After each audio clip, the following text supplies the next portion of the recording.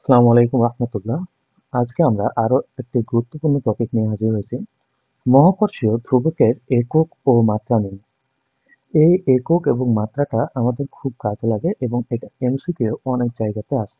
বিভিন্ন varsity question, বিভিন্ন দেখা যাচ্ছে বোর্ডে আমাদের এই মহাকর্ষীয় ধ্রুবকের একক এবং মাত্রা এইটা নিয়ে এমসিকিউ আসে। তো আমরা এই জিনিসটা আজকে একটু ভালোভাবে দেখব। তো আমরা মহাকর্ষ বলের সূত্র হতে কি জানি? যে আমরা জানি F equal to G m1 m2 ভাগ d square. F equal to কত? G m1 m2 ভাগ d স্কয়ার। এই জায়গা থেকে এই যে এখানে যে g টা দেখতেছি আমরা, এই g টাই হচ্ছে আমাদের কি মহাকর্ষীয় ধ্রুবক।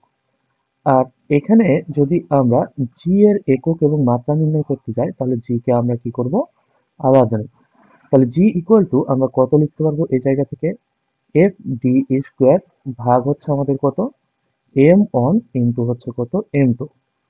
এই জায়গা থেকে আমরা যদি এককগুলো বসাই তাহলে আমরা জানি বলের একক হচ্ছে নিউটন, আর দূরত্বের একক মিটার। এখানে যেহেতু দূরত্ব স্কোয়ার আছে সেহেতু মিটার স্কোয়ার আমাদের, এবং এখানে ভরের একক কেজি, তাহলে কেজি ইন্টু আরো একটা ভর, তাহলে আর একটা কেজি।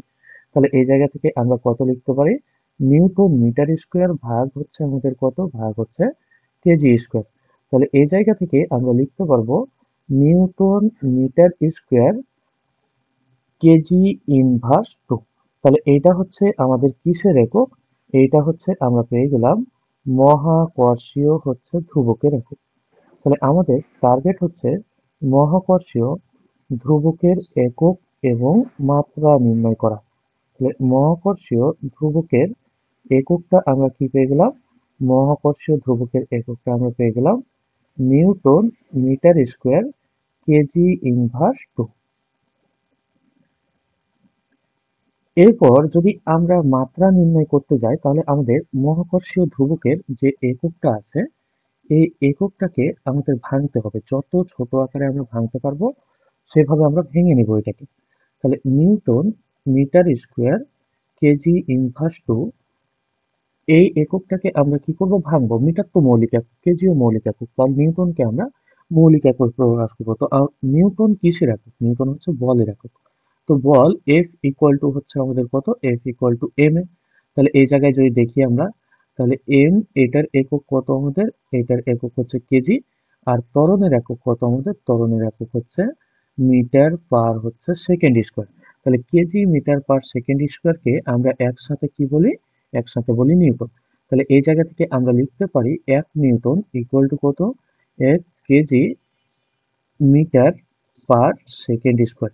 তাহলে যে জায়গায় আমরা নিউটন দেখবো সেই জায়গায় আমরা কত বসাতে পারবো? সেই জায়গায় হচ্ছে আমরা এক kg metre per second square বসাতে পারবো। তাহলে এখানে যদি আমরা কত নিউটনের জায়গায় kg metre per second square বসাই তাহলে আমাদের কোনো প্রবলেম নাই।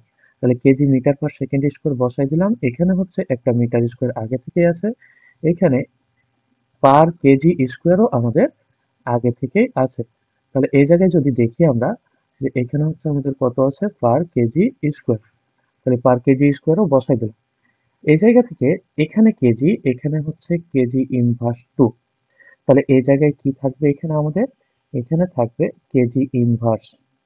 এখানে আমাদের একটা মিটার, এখানে হচ্ছে মিটার স্কোয়ার। তাহলে আমরা যদি হিসাব করি তাহলে এটা কত হবে? Metre cube. আর এখানে কি হবে? এখানে হচ্ছে সেকেন্ড ইনভার্স টু। তাহলে এই জায়গায় আমরা এই যে এইটুকু লিখতে পারলাম যে সেকেন্ড ইনভার্স কত লিখতে পারবো? আমরা সেকেন্ড ইনভার্স টু লিখতে পারবো এই জায়গায়। তাহলে এটা হচ্ছে আমরা কি পেয়ে গেলাম? এটা হচ্ছে আমরা মৌলিক এককে নিয়ে আসলাম, ভেঙে দিলাম, সবগুলাকে ছোট ছোট এককে প্রকাশ করলাম। সবগুলা এখন কি? কেজিও হচ্ছে মৌলিক একক, মিটারও মৌলিক একক, সেকেন্ডও হচ্ছে আমাদের মৌলিক একক। তাহলে আমরা যদি মহাকর্ষীয় ধ্রুবকের মাত্রা নির্ণয় করি তাহলে মাত্রাটা কি পাবো এই জায়গা থেকে? যে মাত্রা জি ইকুয়াল টু আমরা কত লিখতে পারবো? জি ইকুয়াল টু, এখানে আমাদের কত আছে? পার কেজি আছে না? তাহলে এম ইনভার্স, এইটা হচ্ছে আমাদের মিটার, দৈর্ঘ্যের মাত্রা এল। তাহলে এখানে হচ্ছে কত আমাদের? এখানে হচ্ছে এল কিউ। তারপর আমরা কত লিখতে পারবো এই জায়গা থেকে? সেকেন্ড আছে, তো সময়ের মাত্রা কত? টি। তাহলে টি ইনভার্স টু। তাহলে এটাই হচ্ছে আমাদের মহাকর্ষীয় ধ্রুবকের মাত্রা এম ইনভার্স এল কিউব টি ইনভার্স টু। তো আমরা এই জিনিসটাকে মনে রাখবো কিভাবে? এইটা মনে রাখতে হবে আমাদের, কারণ এই মাত্রাটা আমরা পরীক্ষার হলে গিয়ে মনে রাখতে পারবো না সাধারণত। তখন কি হবে আমাদের? তখন আমাদের অনেক সময় নষ্ট হবে এই যে এই পর্যন্ত নিয়ে আসতে। তাহলে আমরা মাত্রাটা মনে রাখার একটা উপায় দেখব, যে আমাদের যে এখানে মাত্রাটা দেখলাম, এই মাত্রাটাকে আমরা একটু সাজাই। যে আমরা যদি এই মাত্রাটাকে এভাবে সাজাই, যে এখানে হচ্ছে আমাদের এম ইনভার্স, তারপর টি ইনভার্স টু, তারপর হচ্ছে আমাদের এল কিউব। তাহলে তো আমাদের কোনো প্রবলেম নাই, এটাও মাত্রা ওটাও মাত্রা। যে পাগল যে আছে আমাদের, এই পাগলের ইংরেজি কি আমাদের? পাগলের ইংরেজি হচ্ছে আমাদের মেন্টাল, তাই না? তো এখানে মেন্টাল, এই যে এই পাগল, এই মেন্টাল দিয়ে আমরা এই মাত্রাটা মনে রাখবো। মেন্টাল গণনা করে কিভাবে? মেন্টালকে আমরা যদি মনে করো যে 1 2 গণনা করতে পারি, তাহলে সে কি করবে? -1, -2, তারপর আবার একবার পজিটিভ বলে দিবে, এরকম ঘটনা ঘটে। তো আমরা কি এই যে এইটাও মনে রাখবো, যে মেন্টাল কিভাবে গণনা করে, -1, -2, 3। তাহলে এই জায়গা থেকে আমরা কি করব, এই যে এই মেন্টালের কি কি আছে আমাদের এখানে, এম ই এন টি এ এল, তাহলে এগুলোর ভেতর মাত্রাগুলো কি কি আমাদের?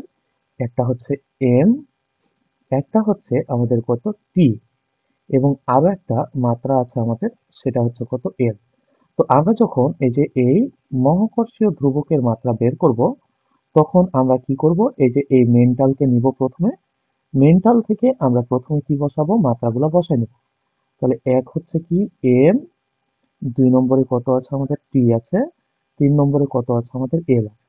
তারপর আমরা দেখব যে এই কিভাবে গণনা করে, উপরে হচ্ছে আমরা মাত্রাগুলো পাওয়ারগুলো হচ্ছে বসাই দেবো। তাহলে -1, -2, আর এল এর উপর তাহলে কত? এল এর উপর হচ্ছে 3।